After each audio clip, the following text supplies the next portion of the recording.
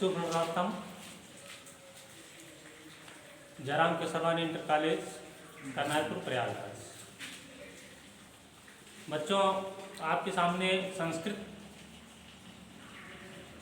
अनुवाद बनाने के कुछ नियम मैं आपको बताने जा रहा हूँ एक छोटे से वीडियो के माध्यम से। तो जैसा कि कोई भी विषय होता है, चाहे संस्कृत हो या हिंदी हो या अंग्रेजी हो, उसका कुछ अपना एक व्याकरण होता है, अपना एक नियम होता है, तरीका होता है। तो वैसे ही संस्कृत जो है, इसका भी एक अपना व्याकरण है, नियम है। जैसा कि नाम है इसका संस्कृत। अब संस्कृत का मतलब होता है, संस्कृत का मतलब होता है शुद्ध या परिष्कृत। यानी जो भाषा शुद्ध या परिष्कृत है उसे हम संस्कृत कहते हैं। और संस्कृत भाषा तो वैसे ही ज्ञान से परिपक्व है, ज्ञान से परिपूर्ण है। और अब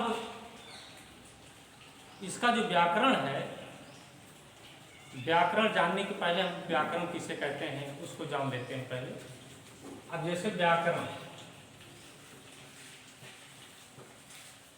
व्याकरण की परिभाषा होती है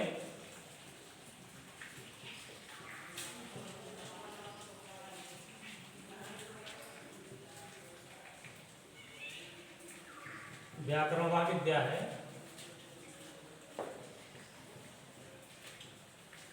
जिसके माध्यम से हम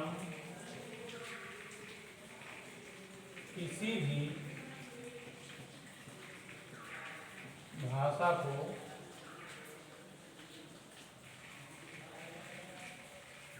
अच्छी प्रकार से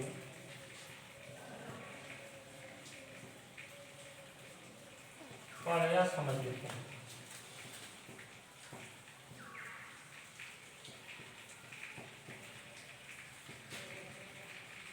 समझ लेते हैं। तो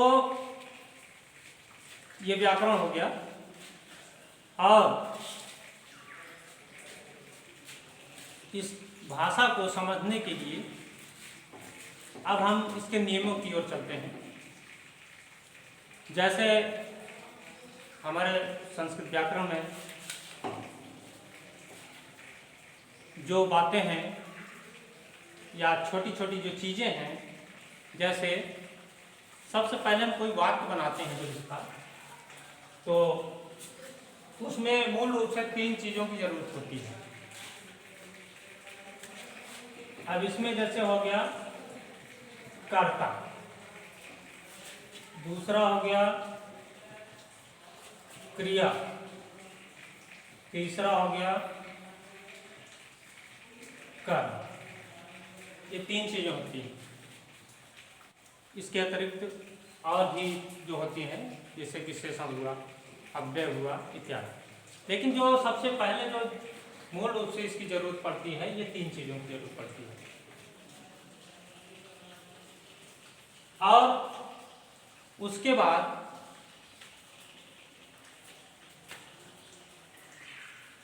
वचन होता है। और जिन चीजों की जरूरत पड़ती है वो होता है वचन। उसके बाद दूसरा है लिंग। तीसरे स्थान पर पुरुष और चौथे पर है लकार और विभक्ति।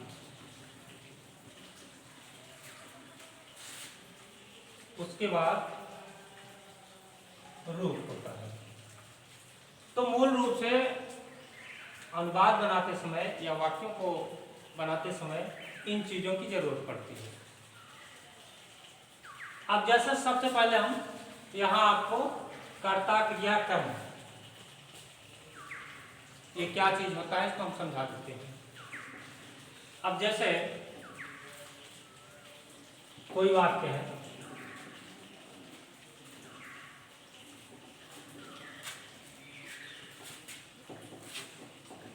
राम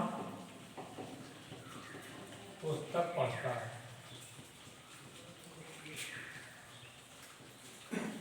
राम पुस्तक पढ़ता है। अब यहां सबसे पहले हम देखेंगे कि ये किस लकार का है, ये हमारा वाक्य किस लकार का है। अब लकार क्या चीज है, लकार के विषय में हम थोड़ा जान लेते हैं। लकार का मतलब होता है काल या समय। क्योंकि कोई भी वाक्य है, इसी लकार के माध्यम से हमें पता चलता है कि किस समय हो रहा है या किस काल में वह कार्य हो रहा है। मान लो जैसे राम पुस्तक पढ़ता है, राम पुस्तक पढ़ने का कार्य किस काल में कर रहा है, ये चीज हमको काल के माध्यम से पता चलेगी। अब जैसे ये लकार मन काल या समय हो गया। अब इसमें और भी चीजें होती हैं। सबसे पहले होता है लट लकार। लट लकार को हम वर्तमान काल कहते हैं। लट लकार को वर्तमान काल कहते हैं। अब यहां जो राम पुस्तक पढ़ता है लिखा हुआ है, अब इसमें पढ़ता है, इससे यह स्पष्ट हो रहा है कि राम जो पुस्तक पढ़ने का कार्य कर रहा है वो वर्तमान काल में कर रहा है।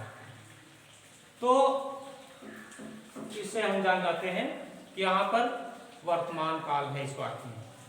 अब ये आप लोगों को काल स्पष्ट हो गया कि पढ़ने का काम वर्तमान काल में हो रहा है। और दूसरे नंबर पर जो चीज आती है, जो बातें आती हैं, वे हैं जैसे अभी हमने यहाँ बताया था कर्ता क्रिया और कर्म।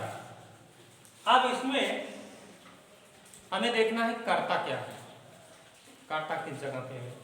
अब यहाँ ये जो राम लिखा हुआ है, राम हमारा यहाँ पर ये कर्ता हो गया है, ये चीज है कर्ता।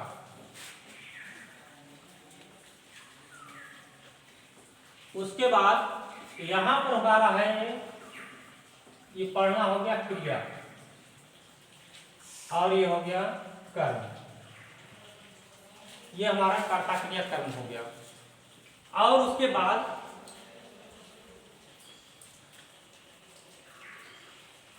अब हम इसको संस्कृत वाक्य कैसे बनाएंगे, ये तो हिंदी में पहचान लिया आप लोगों ने, कर्ता क्रिया कर्म और काल।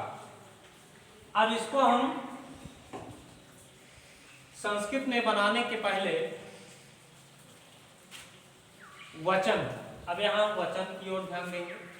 वचन है यानी पुस्तक पढ़ने वाला व्यक्ति कितने वचन में है। राम पुस्तक पढ़ता है यानी अकेले केवल राम ही पढ़ रहा है, तो राम केवल एक वचन में हो गया है। राम एक वचन में हो गया है, तो यहाँ हम एक वचन में राम के स्थान पर रामा लिखते हैं, क्योंकि जो हमारा रूप होता है राम शब्द का रूप आप लोगों को बता दे रहा हूं कि रूप जो है दो प्रकार का होता है। रूप की भी आवश्यकता होती है जैसे कि हमने यहाँ पर दर्शाया हुआ है। तो रूप आपको बता देता हूं। रूप जो है दो तरह का होता है। पहला होता है शब्द रूप, दूसरा होता है धातु रूप। अब ये जो आपको राम शब्द है, तो ये राम शब्द रूप में है, या यहां पर बालक शब्द होता तो ये भी बालक शब्द में होता। जैसे यहां पर मैं बता दे रहा हूं, राम शब्द का हो गया, बालक शब्द हो गया, बालिका शब्द हो गया, नदी शब्द हो गया,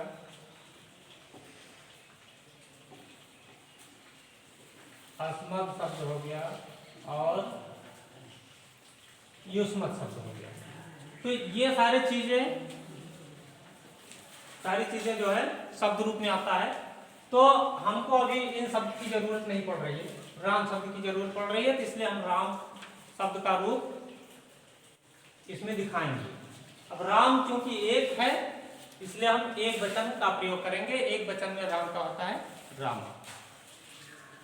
दो राम की बात अगर यहां पर आती है, वहां पर हम लिखते हैं रामो, और जहां पर बहुत से राम की बात आती है, वहां पर हम रामा लिखते हैं। अब यहां पर हमारा केवल राम पुस्तक पढ़ता है, केवल एक वचन में है, इसलिए हम रामा लिखते हैं यहाँ पे। अब यहाँ पुस्तक हमारा जो है कर्म है, ये कर्म है और ये क्रिया है। पुस्तक हमारा कर्म है, तो यहाँ कर्म को यहाँ पर उतार लेते हैं, यानी पुस्तक है, और यहाँ पर पुस्तक का हो जाएगा पुस्तकम। पुस्तकम इस यहाँ पर इसलिए लिखेंगे क्योंकि पुस्तक जो है निर्जीव है, नपुंसकलिंग है, और राम सजीव है, इसलिए रामा करेंगे।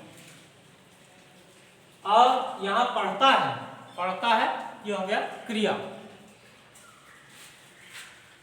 पढ़ना जो है हमारा, ये पठ धातु से बना हुआ है। पठ माने होता है पढ़ना।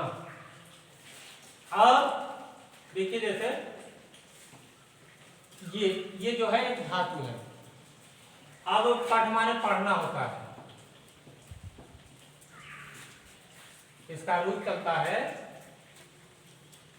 लकार में। अब जैसे यहाँ पर राम पुस्तक पढ़ता है, अभी आप लोगों को बताया कि ये पूरा लट लकार में हो गया। लट लकार का मतलब होता है वर्तमान काल। तो हम यहाँ पर लट लकार का रूप यहाँ पर लिखेंगे, जैसे रामः रामो रामा, रामम रामो रामान, रामेण रामाभ्याम रामय, रामाय रामाभ्याम रामेभ्यः, रामात् रामाभ्याम रामेभ्यः, रामस् रामयो रामाणम, रामे रामयो रामेश, हे राम हे राम हे रामा। इस तरह से इसका रूप होता है, शब्द रूप। और राम पुस्तक पढ़ता है, इसलिए रामा पुस्तकम पठति। अब यहाँ पर जो पठत क्रिया है, क्रिया का रूप दूसरी तरह से चलता है, इसका भी रूप लकारों में चलता है। जैसे यहाँ पर स्पष्ट है कि लट लकार है, तो हम लट लकार का ही रूप चलाएंगे। पठ का, पठ माने पढ़ना, ये क्रिया है। तो पठति पठता पठन्ति। अब जैसा कि अभी हमने बताया था कि रूप दो तरह के होता है, शब्द रूप और धातु। ये शब्द रूप का हो गया। धातु रूप में आपको स्पष्ट कर देना चाहता हूं कि जैसे पठ हो गया, गम हो गया, लिख होता है, लिख हो गया, और दृश्य हो गया। ये धातुएं हैं, अर्थात क्रिया का मूल रूप। क्रिया के मूल रूप को ही धातुएं कहते हैं। अब यहाँ पठ धातु है, उसी पठ धातु से यहाँ पठन बना गया है। और ये पठ धातु का लट लकार में प्रथम पुरुष एक वचन का शब्द है पठक, यानी लट लकार प्रथम पुरुष एक वचन पठ धातु का। तो रामा पुस्तकम पठति हो गया।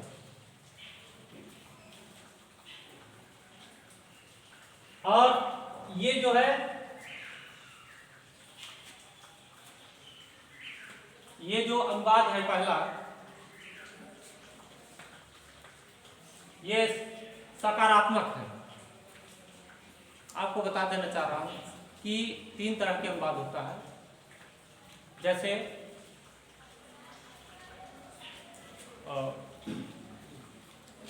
सकारात्मक हो गया, नकारात्मक हो गया और प्रश्नवाचक हो गया।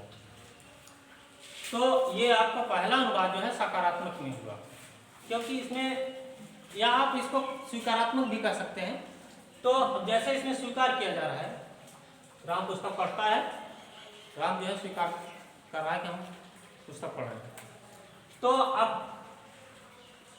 इसके बाद दूसरा नकारात्मक होता है वाक्य, जैसे राम पुस्तक नहीं पढ़ता है।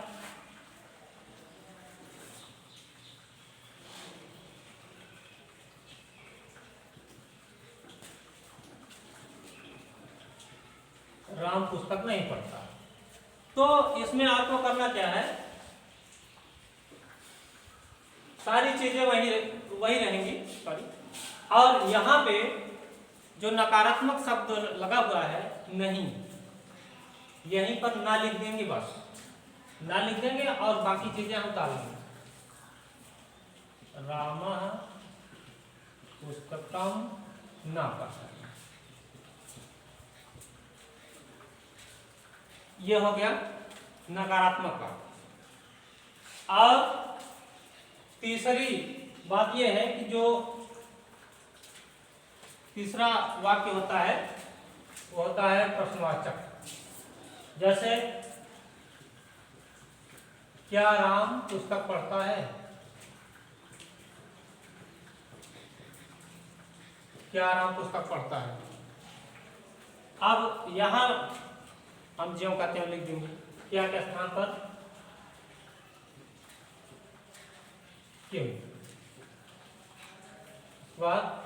रामा पुस्तकम पठति। और ये तीन तरह का वाक्य हो गया।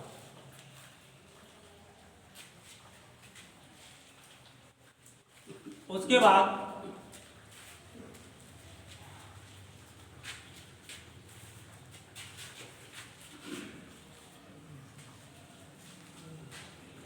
कभी कभी ऐसा होता है कि जैसे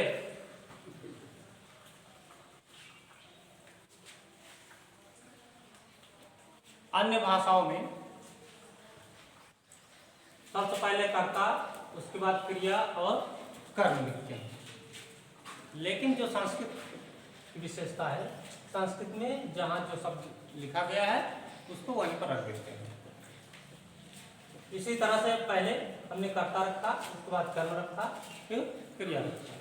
अंग्रेजी में आप लोग क्या करते हैं, कर्ता फिर क्रिया तब कर्म, लेकिन संस्कृत में ऐसी बाध्यता नहीं है। तो इस तरह से संस्कृत में वाक्यों की रचना करते हैं। और इसके और भी तमाम रूप हैं, और जिसके माध्यम से हम छोटे से छोटे, बड़े से बड़े अनुवाद बना सकते हैं। इसमें अभी और विस्तृत वाक्य हैं जिसमें हम प्रयोग करते हैं, जैसे कारक हो गया, कारक हो गया, विभक्ति हो गया, ये सारी चीज प्रयोग करते हैं। तो इसके विषय में हम आप लोगों को अगले चैप्टर में पढ़ाएंगे। आज यहीं तक।